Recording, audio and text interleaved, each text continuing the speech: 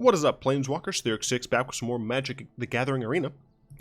Continuing our Guild of Ravnica Guild Mechanic budget decks. Today we're working with Golgari Undergrowth. Now this deck was actually substantially easier to build than I expected it to be based upon the comments I received.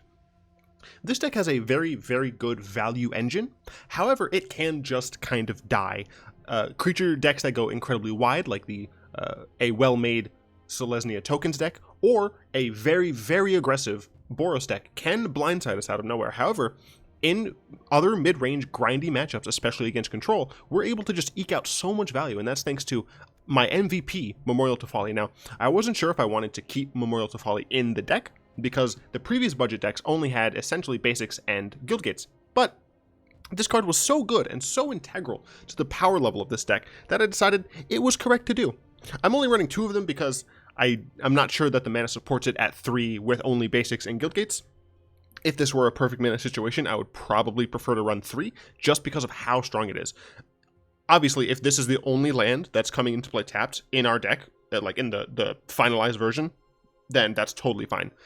However, since we do have to run 2 Guildgates as well as a bunch of basics because this is a budget deck, I decided to keep it at 2. Going all the way to our 1-drops. Citrus Supplier as well as Glowspore Shaman are our filler cards. They allow us to dump things into our graveyard. Citrus Supplier has the added benefit of putting 6 in, 3 when it enters, 3 when it dies, whereas Glowspore Shaman has the added benefit of fixing our mana early.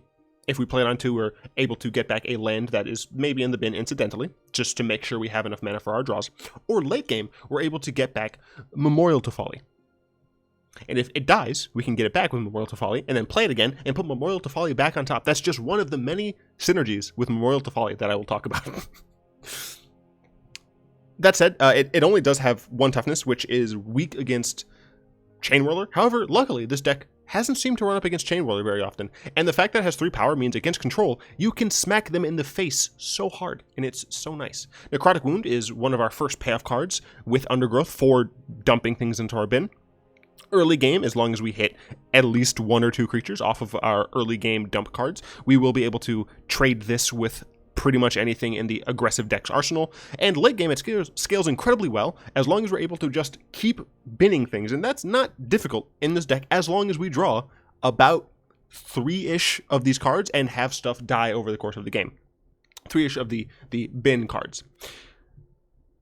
A very important part of Necrotic Wound is that it exiles the creature. Obviously, that's not going to matter all of the time, but in decks where they care about being able to get things back, for, say, against the other Golgari-based, graveyard-based decks, you will just deny that from your opponent, which is very good. Kraul Harpooner is our other 2-drop of choice, one of the reasons being it has 3 power, so against the control decks, we can just keep doming them in the face, and it's just fantastic. One really great benefit I found with Kraul Harpooner is that if we have a single card in our graveyard, we destroy, just utterly destroy, all of the opposing Drakes, Crackling Drakes and Enigma Drakes. If they have spells in their graveyard, which, they might, then this dies as well, but that's not too bad, because it fuels the rest of our Undergrowth, and we essentially just paid 2 mana to get rid of a 3-mana card. Additionally, if we have 2 creatures in our bin, we can kill opposing Niv-Mizzets, with them not getting value from us not playing a spell.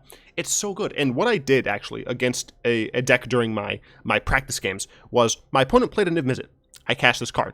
I used Memorial to Folly to get it back. I played it again on their second Niv-Mizzet that they played the next turn. And that same turn, because of how cheap this card is, I played a Golgari Findbroker, putting Memorial to Folly back in my hand, and then playing it. They killed my Kraul Harpooner for some reason, played another Niv-Mizzet. I got it back and killed their Niv-Mizzet a 3rd time with the same 1 card. The ability to keep rebuying these valuable creatures with Memorial to Folly is so strong.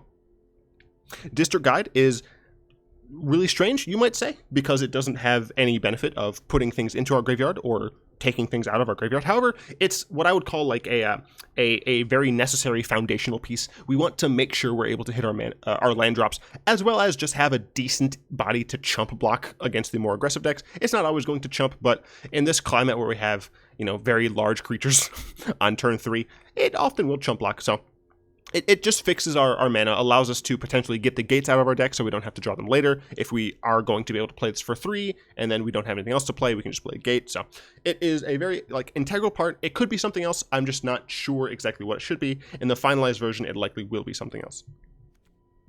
Thrashing Brontodon is one of those cards that is actually incredibly strong in this deck. Not only is it a 3-mana 3/4, which blocks really well against a lot of the more aggressive decks, it allows us to have enchantment artifact removal that, even though we're often not going to need to use it, it'll be used to great effect because of our Findbrokers, our Eldest Reborns, our Memorial to Follies. We'll be able to continually get them back, as well as having the added benefit of this card not losing value from being in the graveyard. You know, we have so much undergrowth cards, we have so much value for each creature we have in our bin that sacrificing this is not as bad as it would be in just normal green mid-range aggressive decks.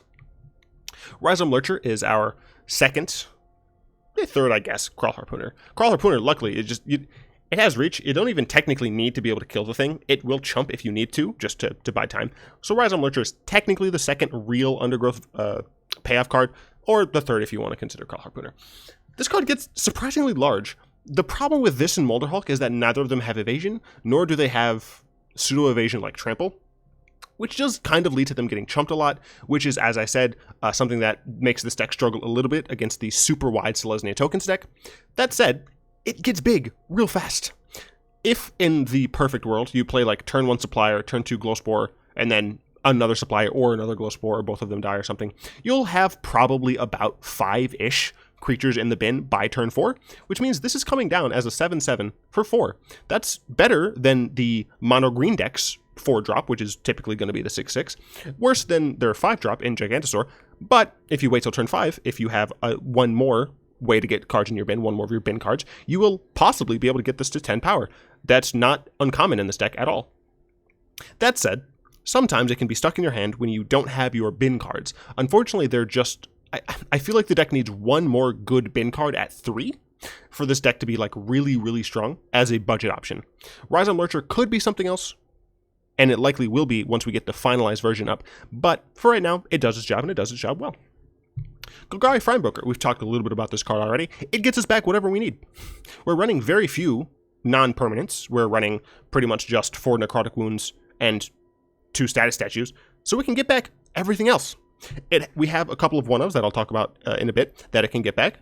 It allows us to just buy back Kraul Harpooners. If we want, and we have the ability, we can just keep chaining these cards together. We can play one, get a Golgari Findbroker that's died or been binned before, keep that in hand. If our opponent decides to kill this one, we can play the other Findbroker that we got with the first one, get the other one, and just have this nice repeating chain of our opponent taking 3 damage every turn, as long as, of course, they don't play anything larger than 4 power. That said, though, Findbroker is an incredibly great cornerstone of this deck because of the fact that it just gives you so much flexibility in what you're able to get back. It gets you back whatever you need, whenever you need it. If you need to put more cards in the bin to give you further selection for something like a Memorial to Folly, you can get back a Supplier or a Shaman. If you need more artifact gem removal, you have Thrashing Brontodon. If you're dealing with a pesky flyer, you have Kraul Harpooner. Right? There's just so much value that this card brings to the deck that I'm fairly certain is going to still be in the deck when we go into the rare version, the upgraded version. Status Statue. This card essentially is just statue because we just want to destroy things. We very rarely use the Death Touch ability. I have sometimes when my opponent would attack into my Citrus Supplier and I was like, well, I'm functionally using it as statue but earlier. So I have used it sometimes. However, the fact that there's so much burn running around makes me a little cagey of using it aggressively, using it proactively. So typically I just use this as creature enchantment removal. We're running a single Kraul Foragers. The reason we're running a single Kraul Foragers is sometimes we just get burned out. We just get really low against the red-blue wizard deck, and we need something to stave off death for a little while until we're able to, get back into the game. Luckily, for Kraul Foragers, we only really need one since we have so much access to it. Either we'll draw it naturally, or we dump so many cards in the bin that we have a decent chance of seeing it, just dumped in there, and then we have Findbrokers, Eldest Reborn, and Memorial to Folly, all to get this card back. And the fact that we can get this back multiple times, of course, we currently don't have a way to sacrifice it ourselves. We could theoretically kill it with statue, but that's not great. We can if we need to, but... it does mean that if it does die several times, we will be able to get potentially a large amount of benefit from it, which is very good. This deck has a really good reason to run a bunch of 1-ofs since we are able to get them so frequently. The Eldest Reborn. It's just in here because I really like it. It could probably be something else, maybe another 1-of. There is the 7-mana card, I think it is. Oh gosh, where is it? There you are, Lawless Giant. This could potentially be Lawless Giant if you're having trouble against control decks and you think that this would be better than Eldest Reborn. This does get around the fog decks. It means that if you're able to cast it several times, you can probably dome your opponent for a total of 10-ish, probably on average, for casting it 2 times, not per. And you could theoretically close out a game that way. However, it just costs a little bit too much mana for me to justify putting it in the deck, and I think that Eldest Reborn gives mid-range control decks pretty much the same amount of headache, in that we just force them to lose so many resources while we gain so many that we hopefully just put them in an insurmountable position where we're just the king of the hill and we attack them down. Molderhulk. It's the Undergrowth payoff card. It is like the reason to be running a budget Undergrowth deck, in my opinion. The fact that this can almost often come down as early as turn 4 is fantastic. The fact that it gets a land back from your ban, kind of pseudo-ramping you, depending on when exactly you get it back. And the fact that it synergizes so well with Memorial to Folly makes this card just incredibly strong. If you don't know yet, the synergy with Memorial to Folly is that you'll cast this card often when you have very many cards in the graveyard. So you cast this card, and when it enters, you return Memorial to Folly into play. Or it was already in play, whatever. If/when Molderhulk dies, you can go ahead and sack Memorial to Folly, put this back in your hand, likely being incredibly cheap. You play it, and then you get Folly back. And it just repeats on and on. It's so good. Golgari Findbroker does pretty much the same thing, in that you play this, and then you get the Folly back to your hand. You have to then play the Folly, which is a little different from this. Put it on the battlefield. But then you just keep bringing these two things back and forth, and it's very, very strong. I've done relatively well with this deck, to be honest. It's been very good. The only matchups where I really struggle is they're the decks that go incredibly wide, like super wide. Going against Sue.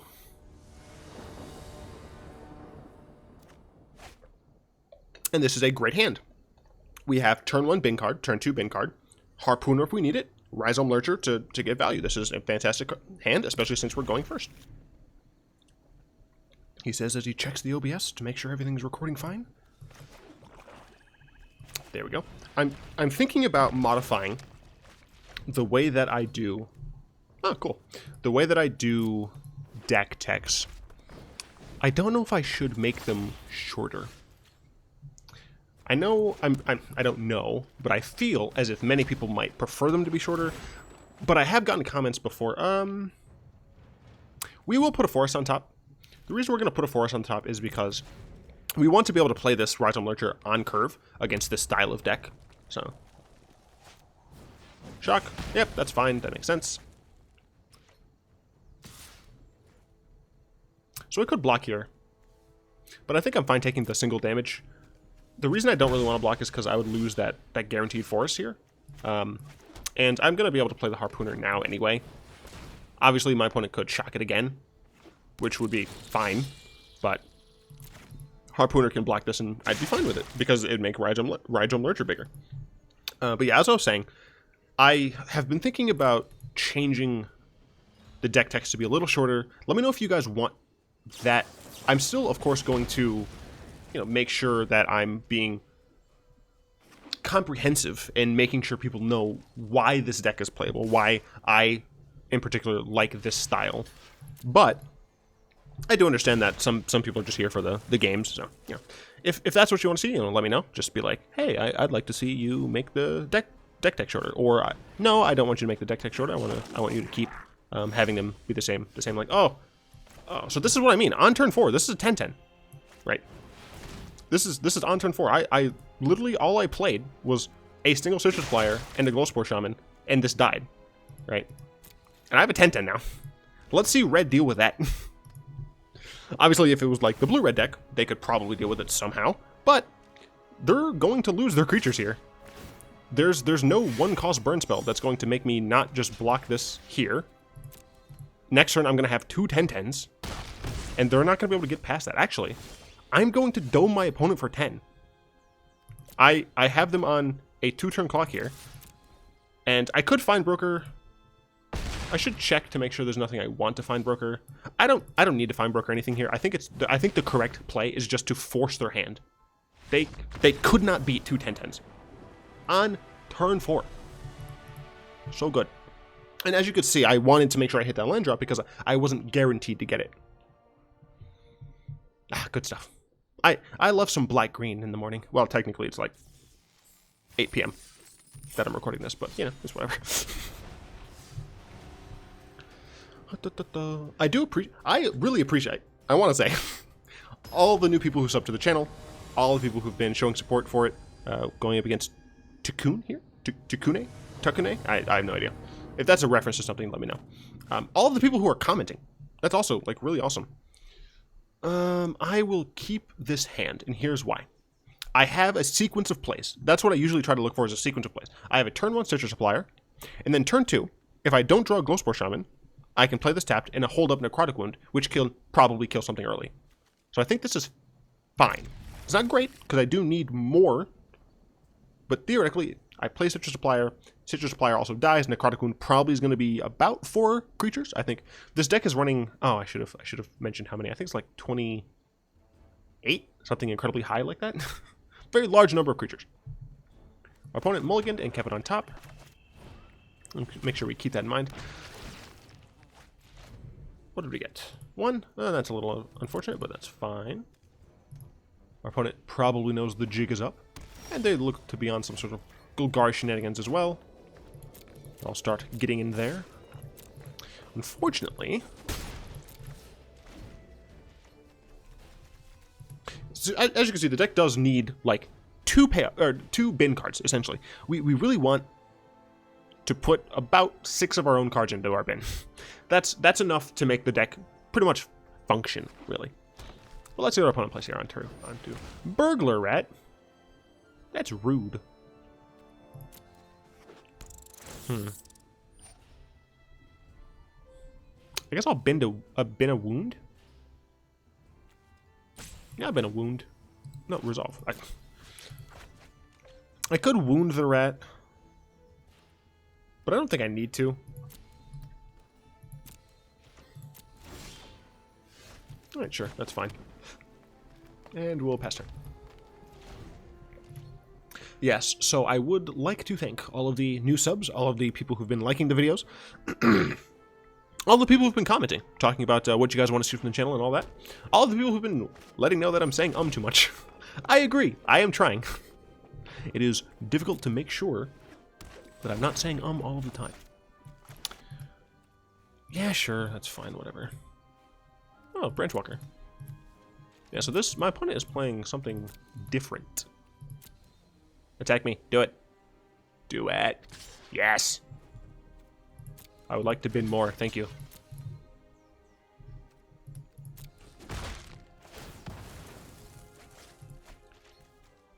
Huh. Well, that's interesting. Do I want to kill that? Yeah, I'll kill it. And it gets exiled, so they don't get value off of it. So I would like to draw a land to play a turn 4/5/5. Didn't get a land, and I don't have double black. A very sad state of affairs. One of the main reasons why you really want to be running dual lands in this style of deck. You want to make sure you can hit your double greens. Ooh, and they had a Karn. Oh, it's so bad. On an uncontested deck. They had a Karn. I'm going to give you a land if I have the choice. Ooh, I don't. I'm giving you a Land of Worlds. Hey! Rhizome Lurcher. Alright, so we do have a 5/5, which is very nice. I pretty much need to save statue for... I actually hope that my opponent minuses here. I hope that they minus to get back the Doom Whisper. Oh, they didn't. Oh, that's real bad. Yeah, that's pretty terrible. So I was hoping they minus to get the Doom Whisper so that I could kill that. But they did not. If I draw land, I get a 6/6 though. And they're getting the Doom Whisper. Crap. I can kill it, so that's good. I can actually just kill it with this, importantly. Which I will do. So I will play Thrashing Brontodon. and pass the turn. I will use the Harpooner because Harpooner is less strict. No, more strict, sorry, on what I can kill. Let me choose a land. I'll choose the land. Especially since it comes in taps. Assume you will play the tap land. Yep, and you'll tap out the elf.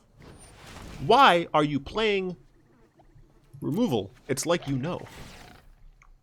I've gotten a comment that I shouldn't like hover in my hand, but I want to make sure people know what I am thinking. My opponent is playing it incredibly safe, and they're really getting me by doing it. That said, I can play Molderhulk next turn, and I still have the Harpooner. Izoni, this is essentially just like my deck, but with rares and mythics. That's very unfortunate. I can broker for a broker, but I think just playing another Molderhulk here is better. I have the Harpooner to deal with this.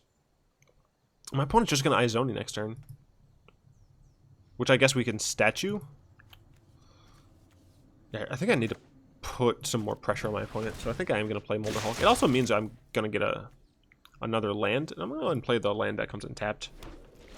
There's an argument to be made to get another forest, because this would be a 3-forest play. So if we ended up drawing a swamp, we wouldn't be able to do both of these. But I think that's fine. Oh, they do play Doom Whisperer. Thank you, opponent. Now, obviously, my opponent can surveil the crap out of themselves if they would like to.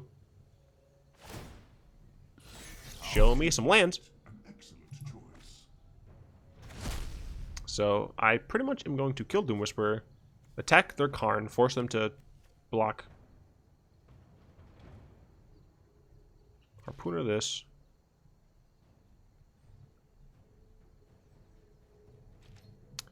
Hey, I got a forest. That is actually great, because it means I'm going to do one of these.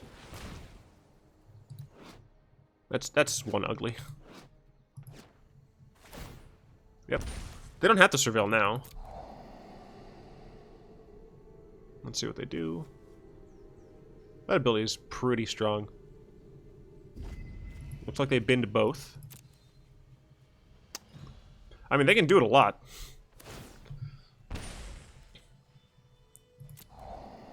I could maybe outgrind them. I don't actually know. The Karn is what really is hurting me here. If they didn't have the Karn, I'm almost certain I'd be able to outgrind them. So once again, they put both in. Alright, cool. So now you will die. Because this goes up to 8 power. Like, this is, like, actually huge. Alright, I will 100% attack there. I'm not really under duress here. I assume that they would block. Now, of course, they could. They could absolutely have something very annoying that I wouldn't want to deal with to make me sack, but I just played another card. Eldest Reborn. Eldest Reborn doesn't work, and here's why. I know my opponent has an Izoni, so getting back Eldest Reborn here just is not efficient. I'm fairly certain that the correct play is just the Findbroker, because I just need to be able to combat them with the grind. Luckily, I do have Memorial to Folly, so I will be able to get stuff back. My opponent has 7, I have 5. Yeah. And my opponent is playing, I guess, more of a green-black, like, mid-range control, is what it looks like to me. -1, what are you getting? Choop. I assume Choop. Yep. Thing is, Choop kills something, I get it back with Findbroker. Yeah. It plays Izoni first, so I can kill it, but she has a ton of beetles, and that is going to make it very difficult for me to deal with. I could dump stuff in the bin now. I'll attack first. I'm still not afraid of these beetles yet. I just want to get some stuff off the board. Unfortunately, this Izoni is like the card that this deck will want first and foremost as rares. If you have Izoni, run it probably in place of the life gain card. Wow, I did not expect that. I guess my opponent just like has more value. I didn't expect that. I could status this, but I don't think it's worth it. Just to make it so I can kill another one. Interesting. All right, well, I'm gonna... I was thinking I was gonna Findbroker, get back my Findbroker, but I think I'm gonna Glowspore Shaman and then just statue this. I just want to see what goes in there. Do I want a card back? No. I need to draw nothing but gas. Got another Findbroker in there, so we can just have Findbrokers for days. The problem is our opponent has a Karn, and as long as they have that Karn, they can really easily just outvalue us. Man, that was a really unfortunate turn of events in the early game there. Sure. Choop is choop. I can get it back with Findbroker. I don't think I can play it back with Findbroker. Oh no, I can. It'll be 7. So yeah, I can get it back and play it next turn. Ooh, and my opponent's deciding to start minusing. I don't know if I agree. Never mind. Why do they have Blood Operative? That sucks. Why does this deck run Blood Operative? We only see one card with Surveil. Oh wow, they chose Findbroker. That's fine, I guess. Hopefully they don't like Surveil anymore. But that's really frustrating.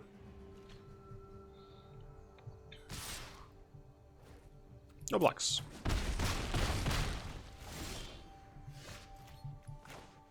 So yes.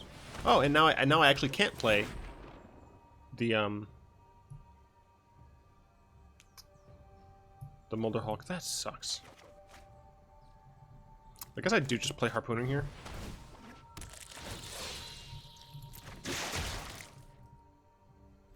Man, that is unfortunate. We're playing essentially the same deck, except my opponent has access to more things.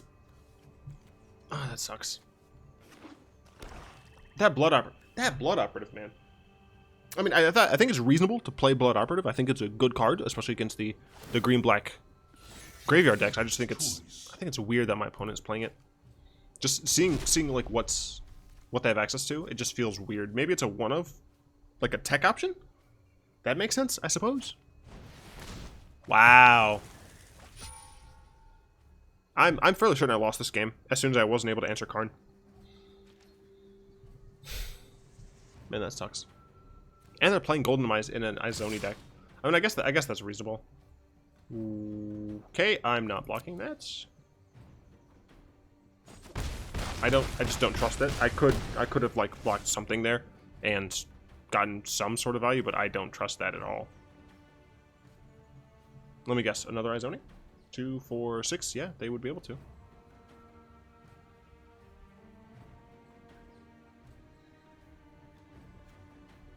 No, stop showing me that. 6. Nope, they have Find. Another card that's very good in this deck. They find Izoni, and they can... Wait, what? Oh, they find 2, right. They have... Yeah, that's... Pretty sure that's my defeat. As I said, the super go wide strategies just make it so, yeah, I can't do anything about that. The super go wide strategies are the things that I struggle against. If you're also having a problem with that and you're playing best of 3, I definitely suggest running a bunch of Golden Demise like my opponent was running. However, I don't think it's worth making the control and mid-range matchup worse to play Golden Demise. If you're running to a bunch of just super aggro decks, you could do that as well, but I didn't think it was worth it to be running in the main deck. I really want to be showcasing the shell of this deck that we will be upgrading when we get the rares. Tezzeret 58, alright. An actual fan of Tezzeret. Not that Tezzeret doesn't have fans. A fan who also has the Tezzeret avatar. I don't know what I'm talking about. This is a keepable hand. We have both colors of mana, 3 lands, as well as Glowspore Shaman to give us the 4th. We have some removal, we have value. Good hand. It would be better with Citrus Supplier, obviously, but yeah, sufficient is what I'll call it. Opponent mulligans.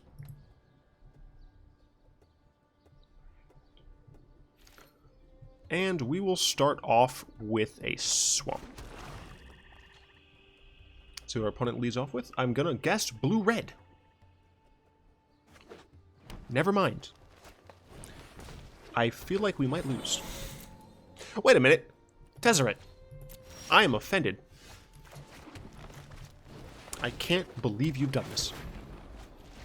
I got nothing but creatures. Interesting. Okay.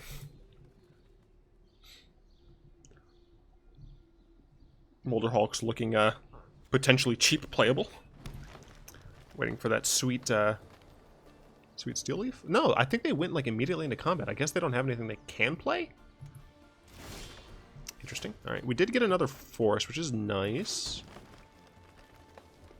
So I will Glowspore Shaman. I'd like to get another swamp, so I will put that on top. And I'm gonna pass the turn. I really want to save Status Statue for something like a Gigantosaurus. If this is the matchup I think it is, maybe I'm just super wrong. I have no idea what I'm talking about. I was assuming this was mono green and it just didn't have a 3-drop to play. But apparently this is also green-black. Is it the green-black creature deck, or is it a green-black kind of graveyard deck like mine? What is it, Tezzeret? Because I know you've betrayed Tezzeret and his ideals. I'm pretty sure Tezzeret would not be caught dead playing green-black. Well, black, but, you know, green? Really? Tezzeret's like the least green character in Magic right now. District Guide, sure, that's fine.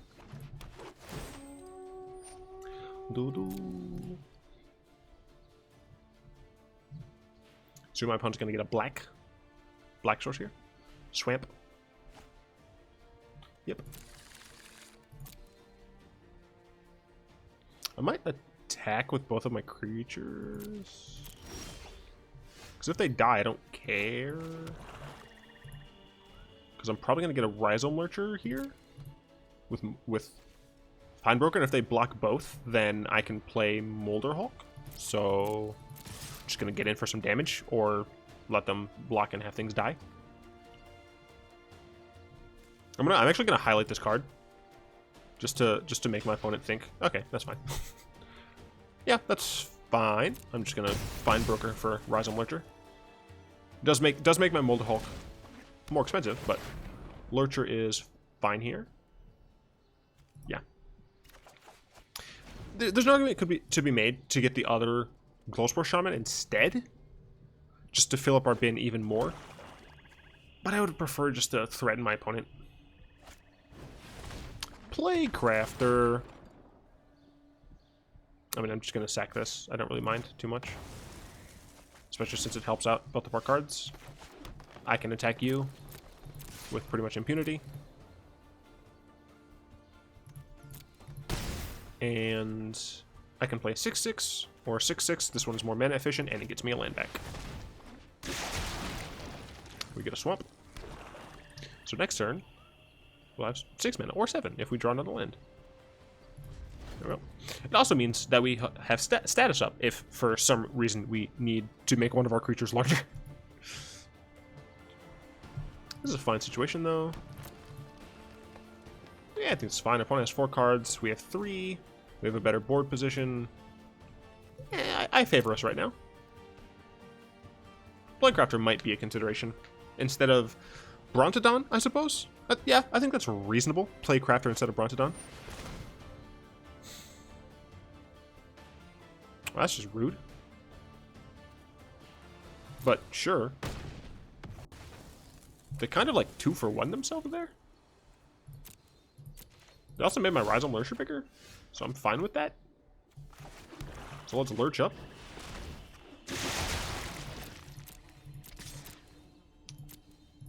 Now my opponent is technically dead on board.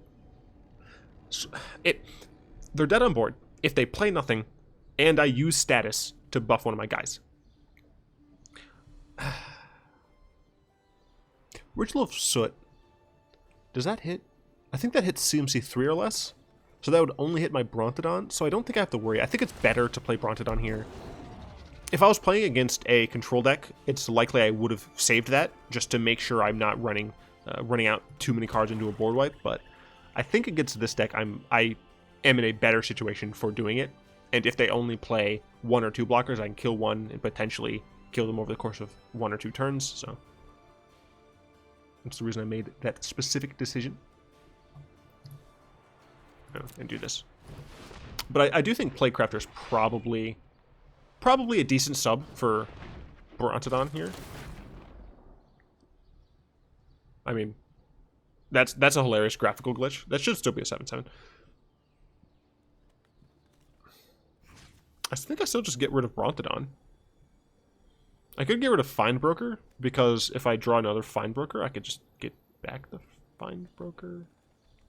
I guess?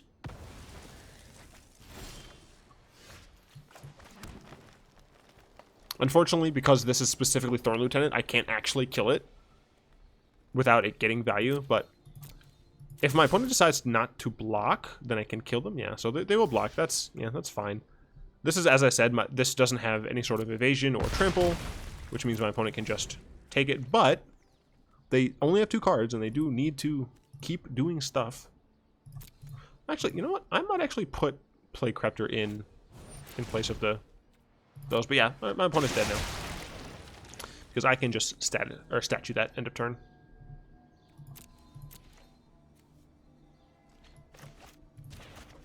Die. I hate I hate this art because it looks like a goblin's dabbing. And we have a Memorial to Folly, which is great because it means we can just get back our Findbrokers if our opponent wasn't just dead. So we would theoretically be able to grind out. Is our opponent just not dead? Yo! I called it too soon. We might get a chance to use this card. Let's get a Forest since we're going to play a Folly. Alright. Sure, we're going to play a Folly. And we can use it to get back Findbroker, which can get back other stuff. Ooh, Choopy Choops, alright. Our opponent is not out of the game yet. They are fighting back. I have Eldest Reborn, go away. This is crippling here, really.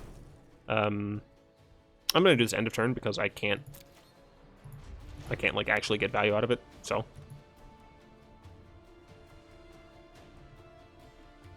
I'm waiting for like the Brontodon sack. Harpooner. Harpooner's a good card. I'm glad to see you're playing it.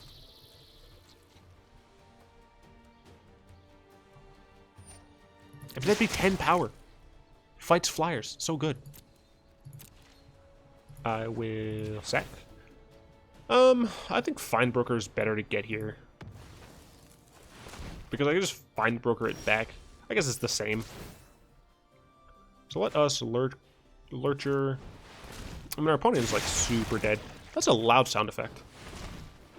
Let's do this. We're gonna Findbroke the land again because of how. I mean, this is really what I wanted you guys to see. Just how much value we're able to get out of that Memorial. So we made a 3/4. We played this. Next turn, we're gonna be able to get back a Molderhulk. Well, good stuff. Good stuff. Allows us to grind. 2 out of 3 games. One of the games, as I said, was our weakness, is the super go wide strategy. Plaguecrafter obviously doesn't help in that strategy. It's actually like actively bad. So I'm not sure it's the best, but that is, decks do have weaknesses, and that is the deck's weakness. Got another mythic. That's nice. A card that I don't care about, but you know. Oh wait, what? Apparently we didn't get a mythic, and I just I jumped the gun. And I'm really sad about it. No, I'm kidding.